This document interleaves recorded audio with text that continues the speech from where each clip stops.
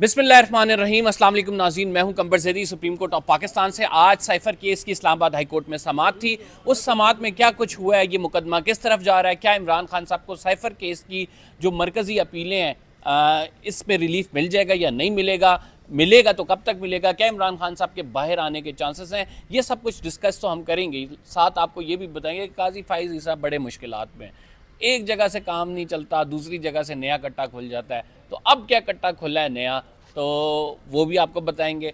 फिर दूसरी जानिब एक बड़ी अहम डेवलपमेंट है जो कि ख़बर के तौर पर हमारे सामने आई कि जहर दिया जा रहा है, जी जहर दिया जा रहा है, उसकी हकीकत क्या है ये भी हम आपको बताएंगे। तो मेरे साथ सुहेल रशीद साहब मौजूद हैं और आज कमर मेकन भी हैं। कमर मेकन कवर करते हैं Islamabad high court, supreme court of Pakistan. इनसे पूछेंगे कि ये जो साइफ़र केस था, पहले इसमें हमारे नाज़रीन को डिटेल्स बता दें कि हुआ क्या कुछ है। आज सलमान सफदर साहब ने दलाइल दिए हैं, बड़े जामे दलाइल दिए गए हैं। 15 मिनट मांगे गए थे लेकिन आज पूरा दिन खींच गए हैं। फिर अदालत से कहा है कि मैं मज़ीद टाइम थोड़ा सा लूँगा, इसके बाद प्रोसिक्यूशन के दलाइल होंगे। तो आज जो सलमान सफदर साहब ने जो नुक्ते उठाए हैं वो बड़े अहम हैं। वो नुक्ते क्या हैं वो कमर से जानते हैं। बहुत शुक्रिया कमर भाई। सबसे पहले तो ये कि आज समाअत जल्दी ख़त्म हो गई है। इसका अंदाज़ा लगाया जा सकता है कि शायद रमज़ान है या जो भी मामलात हैं। समाअत आज जल्दी ख़त्म होगी। नॉर्मली 4 बजे तक चलती थी। पिछली समाअत पर सलमान सफदर ने 15 मिनट मांगे थे दलाइल अपने कंक्लूड करने के लिए, जबकि उससे पिछली समाअत पर भी वो कह रहे थे कि वो अपने दलाइल आज कंक्लूड कर देंगे, लेकिन शायद जो दलाइल देने का वक्त है उन्हें कम मिला तो बात जो है वो यहाँ तक पहुँच गई। लेकिन आज जो चीज़ें डिस्कस हुई हैं उसमें था कि जो सेक्शन लगाए गए हैं इमरान खान साहब के ऊपर, जिन पर सज़ा सुनाई गई है, उनका ज़िक्र जो है वो आज ख़ुसूसन अदालत के अंदर हुआ, जिसमें सेक्शन F1C और F1D थे, यानी कि लापरवाही बरतना और साइफ़र को गुम कर देना। ये दो अलग अलग चीज़ें थी। ये आज डिस्कशन हुई। और दूसरा फिर एक चीज़ बैरिस्टर सलमान सफदर ने रखी कि 1 साल का, प्रोसिक्यूशन कहती है कि 1 साल के अंदर अंदर साइफ़र वापस करना होता है, लेकिन अगर हम देखें तो इमरान खान साहब के ऊपर जो मुकदमा है, जो नोटिस है, वो 7 महीने बाद कर दिया गया था। और जो बाकी 7 कॉपियाँ थीं, क्योंकि टोटल 8 कॉपियाँ बनाई गई थी, तो बाकी 7 कॉपियाँ वो 17 महीने के बाद भी वापस की गई थी। तो ये भी मामला जो है वो ज़िक्र में आया। और सबसे अहम तरीन जो डेवलपमेंट थी वो ये थी कि F1C और F1D दोनों में सज़ा सुनाई नहीं जा सकती। ये chief justice of Islamabad high court ने आज कहा है। तो बैरिस्टर सलमान सफदर ने कहा कि इमरान खान को दोनों सेक्शंस पर सज़ा जो है वो सुना दी गई है, जिस पर हैरानगी थी अदालत के अंदर कि दोनों पर सज़ा जो है वो कैसे सुनाई जा सकती है।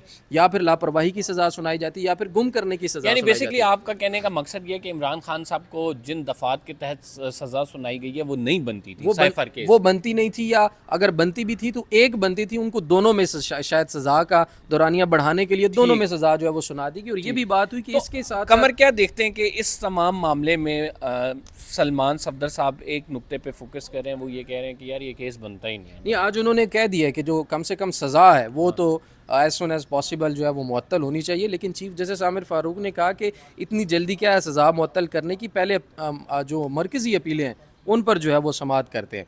तो फिर 1 साल का जो मामला था उसमें मियाँ गुल हसन औरंगज़ेब ने भी कहा कि प्रोसिक्यूशन ने अगर ये केस बनाया है कि साइफ़र 1 साल के अंदर अंदर वापस करना होता है उसकी कॉपी, तो फिर इसको रिटन डॉक्यूमेंट में लिखना भी चाहिए, लिखा भी होना चाहिए, ताकि तमाम लोगों को पता हो कि साइफ़र की कॉपी जो है वो 1 साल के अंदर अंदर वापस करनी है। अब यहाँ पर आज़म खान के जो बयान है, या वो जो गवाह के तौर पर ट्रायल कोर्ट में पेश हुए थे और फिर उनके बयान के बाद सज़ा सुनाई गई, तो अब ये भी देखना होगा कि उनको क्या गवाह तस्लीम किया जाता है या नहीं किया जाता। क्योंकि अगर उनको इस्लामाबाद हाई कोर्ट, क्योंकि वो गायब भी हो थे, वो उस वक़्त लापता थे, फिर एकदम मंजर आम पर आए, अगर ये मामला हाई कोर्ट में आता है और हाई कोर्ट इसको देखती है और उनके गवाह होने पे एतराज़ात उठते हैं, तो फिर इमरान खान को साइफ़र की कॉपी देना या टाइम पे वापस ना मिलने के तमाम तर शवाहिद जो हैं वो एब्सलीट हो जाते हैं। वो फिर कोई रिकॉर्ड पे, कोई नहीं रहती। रिकॉर्ड पे उनका कोई मामला ठीक हो नहीं गया। सोहेल साहब, आपने सुना है आज जो हाई कोर्ट में चलता रहा साइफ़र के हवाले से बहुत सारी साइफ़र पर डिस्कशंस ऑलरेडी हो गई हैं। हक़ाइक़ के लोग भी जानते हैं कि क्या मुकदमा है, लोगों को भी पता है कि किस लिए मुकदमा बनाया गया, लोगों को भी पता है कि क्या मकसूद है इससे। यार ये बताएं कि ये कब पासे लग रहा है काम। देखें, आपने हॉकी के मैच तो देखे या कमेंट्री सुनी होगी कि बड़ा शोर मचा था गेंद डी के अंदर, और फिर वो एकदम क्राउड भी चुप और सारा पता चलता था गोल नहीं लगा। इस बार साइफर में वही हुआ है। पूरा जनाब माहौल बना हुआ था 2-3 दिन से, आर्गूमेंट्स उस तरफ हो चुके थे, प्रोसिक्यूशन बैक फुट पे थी, और फिर आज अचानक जाके डेट पड़ जाती है और लंबी। मैंने जो ट्रायल्स कवर किए हैं और जो अपीलें कवर की हैं इससे पहले बड़े केसेस की हाई कोर्ट में, उसके तजर्बे की बुनियाद पे मैं आपको बता रहा हूँ कि आप ये मामला थोड़ा सा मज़ीद खटाई में जा सकता है। इसलिए कि जब लंबी डेट पड़ जाती है ना और एक मखसूस क्वेश्चन पे कोर्ट पहुंच चुकी होती है और पता चल रहा हो जाएगा अब इस पर डिसाइड होने वाला है, उस वक्त वो डिसाइड ना हो तो फिर अगली बार जब समात शुरू होती है तो पता चलता है कि बहस ही किसी और तरफ जा चुकी है और दोबारा नए पहलू उसमें डी उजागर ट्रैक हो जाता है पूरा केस। इसलिए आज जब मुलतवी होने लगी तो सलमान सफदर ने कहा कि मुझे आप आइंदा समात पे मेमोरी रिफ़्रेश करने का टाइम पहले देंगे। मेमोरी आपकी रिफ़्रेश यानी कि ये चीज़ें दोबारा मैं आपके सामने रिकॉर्ड पे रखूँगा कि ये ऐसे ऐसे हुआ था। लेकिन मीनवाइल अगर कोर्ट नए क्वेश्चन फ्रेम करके आ गई और फिर मामला उस तरफ चल पड़ा तो वो भी एक चीज़ हो जाएगी। आज की समात में जो अहम तरीन चीज़ थी वो ये थी कि जस्टिस मियां गुल हसन औरंगज़ेब ने कहा कि इमरान खान से आप कह रहे हैं साइफ़र वापस नहीं मिला। इमरान खान को साइफ़र उनके सुपुर्द करने का सिर्फ एक गवाह है, आज़म खान। वो निकाल दें तो और कोई गवाह मौजूद ही नहीं है। और आज़म खान ने किस हालत में उनका बयान सामने आया था कि क्या उसका बैकड्रॉप था कि उनके अगवा का मुकदमा दर्ज हो चुका हुआ था, तो उसको अगर वैल्यू ना किया कोर्ट ने तो इमरान खान के पास साइफ़र जाने का गवाह कोई नहीं बचता, कोई विटनेस बाकी नहीं बचता, तो फिर उसमें सज़ा नहीं हो सकती। तो ये वो नुक्ता है कि सिर्फ एक चीज़ के ऊपर सज़ा बरकरार नहीं रहनी। एवन फील्ड रेफरेंस में कैप्टन सफदर और मरीम नवाज साहिबा की सज़ा सिर्फ इस वजह से हुई थी कि कोर्ट ने कहा था कि सिर्फ एक डॉक्यूमेंट है आपके पास, तो एक डॉक्यूमेंट के ऊपर हम लोगों को नहीं रख सकते।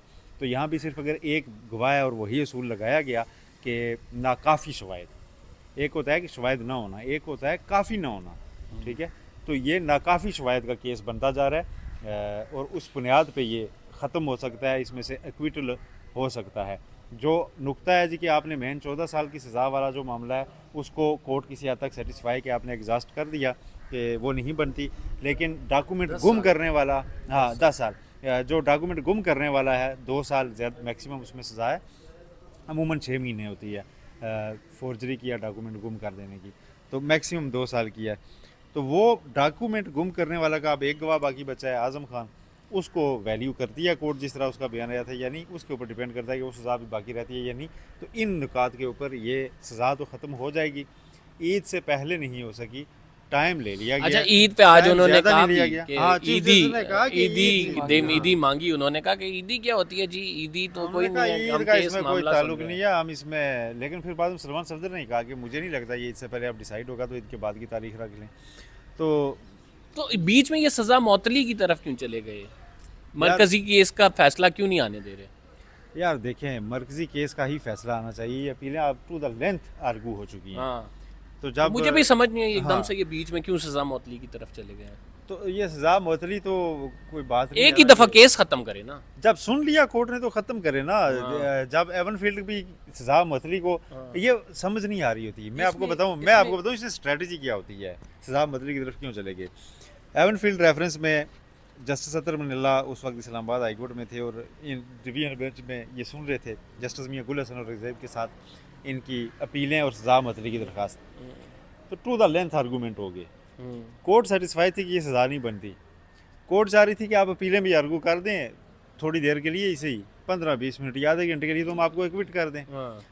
ख्वाजा हारिस जो उस वक्त उनके वकील थे अमजद परवेज़, वो नहीं चाहते थे कि इस वक्त एक्विटल हो, वो चाहते थे कि इस वक्त सिर्फ सस्पेंड हो। वजह कि उस एक्विटल के फीस। खिलाफ ना फीस नहीं सर, वो इससे बड़े वकील हैं, फीस की क्या दुबन से।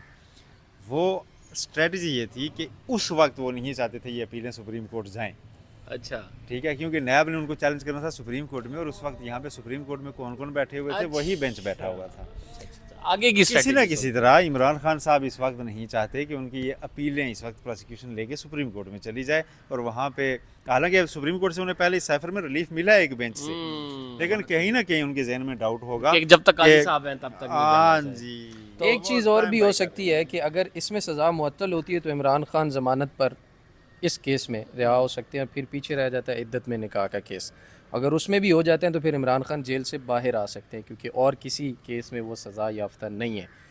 तो इसमें 190 मिलियन पाउंड में जब तक सज़ा नहीं होती, तो जब ये कैसे, क्योंकि तीनों अपीलें 9 मई का केस भी है, 190 मिलियन सज़ा याफ्ता नहीं है हाँ, अभी तक सज़ा याफ्ता उसमें नहीं है। सज़ा याफ्ता नहीं है, इसलिए जेल में नहीं रखा जा सकता। तो इसलिए अगर इनमें सज़ा मुअत्तल हो जाती है तो इमरान खान बाहर आ सकते तो हैं। मेजरली आप ये देखें, तोशा खाना है, साइफर है, इसमें सज़ाएं हुई हैं और इद्दत वाला केस है, एक तो उड़ गया है, एक के पीछे अभी अगर आज भी मुअत्तल हो जाती तो पीछे एक रह जाता। एक केस रह जाता और इमरान खान बाहर आ जाते। इमरान खान साहब बाहर आएंगे यानी वन लाइनर सर, आएंगे सर। कब आएंगे? मेरी अपनी कैलकुलेशन कहती है कि 28-29 अप्रैल से पहले। आप क्या कहते हैं? 29 अप्रैल से पहले साइफर का फैसला तो आ सकता है, लेकिन इद्दत के निकाह के केस में जो अपीलें हैं वो भी सुनी जाएंगी तो फिर पॉसिबल है।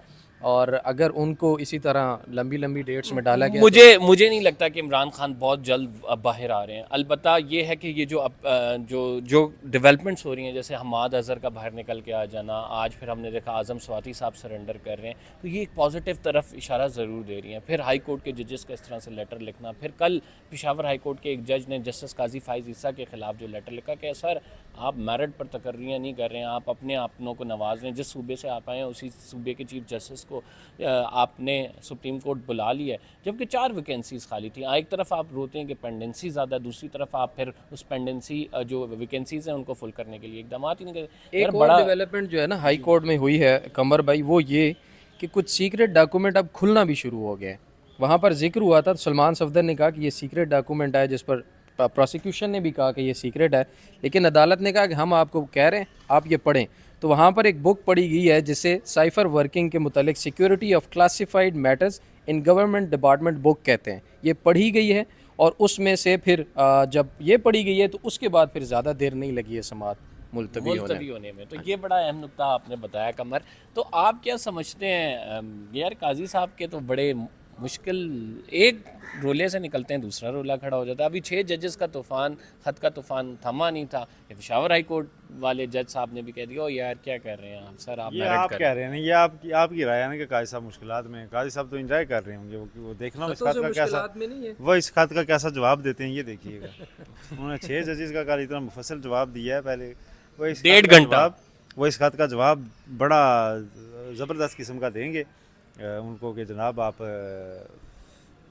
कैसे कह रहे हैं कि आपकी सूबे को नज़रअंदाज किया जा रहा है। रिसेंट जो यूट्यूब चैनल पे आप डिस्कस करेंगे, आप डिस्कस करेंगे, नहीं काजी साहब के यूट्यूब चैनल पे लाइव तो नहीं आएगा, लेकिन हाँ किसी दिन शायद कोई 184(3) का चलता हुआ कहीं जजेस की तैनाती का कोई केस आया गिरता पड़ता तो उसमें साथ ये भी क्या जवाब देंगे, एक्सपेक्टेड क्या है कि मसरत लाली वहाँ से आई हैं रिसेंटली और नज़रअंदाज तो हम नहीं करते और उसमें तरीक़ाकार फॉलो करना होता है और हम उसमें पिक एंड चूज़ नहीं करते कि आप रिटायर होने वाले हैं तो इसलिए हम फौरी तैनातियाँ कर दें, कुछ भी कहा जा सकता है।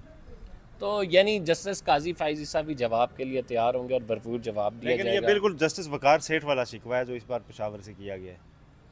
खतों पर आप क्या कहेंगे? काजी साहब भी बड़ा खत लिखते थे, इतनी सीटें खाली अच्छा हैं, ये बड़ा कमर नए जज लगाएं, अब बाकी जजेस उनको वो कह रहे हैं जब वो इस पोजीशन पे पढ़ रहा था कि वो टेस्ट ऑफ ओन मेडिसिन होता है ना, you are getting the taste of your own medicine, that is basically the culture of the latter has been started by chief justice himself. चले किसी जगह पर तो खत लिखने का कल्चर बाकी है ना यार, हम तो मिस किया करते थे कि वो खतों का ज़माना चला गया यार। आप जो है ठीक ना है, तो खत किसी जगह पे सलामत है, जिंदा है। देखें आज गालिब के हम उसमें पढ़ते हैं, लेकिन सर इससे आप नहीं समझते कि इससे जो अदलिया के अंदर एक डिवाइड का तासुर है वो इतना उभर के सामने लोगों के आ गया। ये लोग कहते हैं कि यार ये तो इस इंस्टीट्यूशन में यूनिटी नहीं है, तो ये कैसे अपनी इंडिपेंडेंस बरकरार रखेंगे। देखें किसी भी इंस्टीट्यूशन में यूनिटी जो है, इंस्टीट्यूशन का बतौर इंस्टीट्यूशन कायम रहना ज़रूरी होता है और इंस्टीट्यूशन मुख्तलिफ आरा पर ही मबनी लोगों पर मुश्तमिल होता है। एक जैसी राय रखने वाले अगर इंस्टीट्यूशन चलाएंगे तो वो इंस्टीट्यूशन ज़्यादा जल्दी तबाह होगा मेरी राय में। लेकिन आप इसमें आपकी राय मैं बड़ा एहतराम करता हूँ, लेकिन इसमें एक ये भी तो तासुर है ना कि जो दूसरा मुखालिफ राय वाला ग्रुप होता है उससे फिर इन्फ्लुएंस करना आसान हो जाता है ना। नहीं देखें आप अदालत क्या होती है, अदालत में ज़्यादा जजेस क्यों रखे जाते हैं या बेंच में मुख्तलिफ लोग क्यों रखे जाते हैं, ताकि मुख्तलिफ आरा मिल के एक फैसला करें। ठीक है, आई टोटली एग्री। तो इस इदारे में इख्तिलाफ बड़ा ज़रूरी है मेरी ज़ाती राय में, कि इख्तिलाफ होना चाहिए, इख्तिलाफ होना चाहिए। उसको ये लॉबिंग होनी चाहिए, ये जजेस लॉबिंग नहीं इख्तिलाफ होना चाहिए। लेकिन वो इख्तिलाफ लॉबिंग का बाइस बनता है। इख्तिलाफ है ये जुडिशल कमीशन के इजलास, वो इख्तिलाफ लॉबिंग का बाइस बनता है ना। सोहेल साहब आप तो बेहतर तरीके से जुडिशल पॉलिटिक्स को जानते हैं। देखें जुडिशल पॉलिटिक्स अब ये आप टर्म कॉइन कर रहे हैं, मेरे मुंह में डाल रहे हैं, मैं इसको जुडिशल पॉलिटिक्स नहीं कहता, मैं इसको इख्तिलाफ राय ही कहता रहूँगा और ये इख्तिलाफ राय मौजूद रहना चाहिए उस वक्त तक रहना चाहिए कि जब ये इदारे की उसके ऊपर ना बन रही या जाती अना की जंग ना सुहेल बन जाए। साहब का- नहीं, जाती अना की जंग नहीं होनी चाहिए, मैं आपकी आसान कर देता हूँ। ठीक हो गया। ये इख्तलाफ जाती अना के लिए नहीं होना चाहिए, असूल के लिए होना चाहिए। सुहेल साहब ने बड़ा क्लियर कर दिया कि किस तरह से होना चाहिए, क्या चीज़ें होना चाहिए। बहरहाल इनका जो हुस्न नज़र है मैं उसकी दाद देता हूँ कि जिस तरह से बड़े एक हसीन अंदाज से चीज़ों को देखते हैं, हर तरफ जलवा, देनी हर चाहिए, तरफ हुस्न, स्पेस देनी चाहिए, स्पेस सबको देते देनी। हैं, हर स्पेस तरफ नहीं देखता मैं। देखें, जिस हद में जहाँ पे गुंजाइश रहती है, ठीक है, जहाँ पे मार्जिन होता है वहाँ देखता हूँ ना। नहीं ठीक नहीं है, सर, हम तो मुतरिफ हैं सर आपके, तभी हम जो है ना आपको अपने व्लॉग में भी मदऊ करते हैं और जो है आपसे डिस्कशन भी करते हैं। बहरहाल हम थोड़े से कहीं कहीं सख्त मौक़िफ़ के हामी हैं, तो जहाँ पे हम होते हैं वहाँ पे हम नहीं, कहते हैं मौक़िफ़ सख्त रखना चाहिए। मैं कहता हूँ ना, मैंने इसलिए आपकी एक जुमले में आसानी की है कि इख्तलाफ पे राय रहना चाहिए उस वक्त तक जब तक कि आप इसकी बुनियाद आपकी अना ना बन जाए। क्या ठीक। आप महज अपनी अना की अना के तस्कीन लिए के कह लिए रहे मैं हैं। आपसे इख्तलाफ नहीं, कर रहा दैट हूँ। प्रीटी मच फाइन, जहाँ पे एग्जैक्टली। मुझे लगे कि मेरा और आपका नजरियाती इख्तलाफ है, लेकिन इस वक्त आप बात दुरुस्त कर रहे हैं, तो मुझे उस वक्त भी कहना चाहिए कि हाँ, इस वक्त आप बात दुरुस्त कर रहे हैं। बिल्कुल ऐसे ही है, बिल्कुल ऐसे ही है। सोहेल साहब बहुत शुक्रिया, कमर मेकिन बहुत शुक्रिया, आपने हमें हमारे नाज़रीन को आगाह किया। नाज़रीन, व्लॉग में हमने आपको तमाम तर तफसीलात बता दी हैं कि क्या कुछ हो रहा है। अगर आपने जो है सब्सक्राइब नहीं किया तो सब्सक्राइब ज़रूर कर लें, कमेंट सेक्शन खोला, कमेंट ज़रूर करें। कंबर ज़ैदी को इजाज़त दीजिए, बेल का आइकन ज़रूर दबाइए। अल्लाह ने के बान।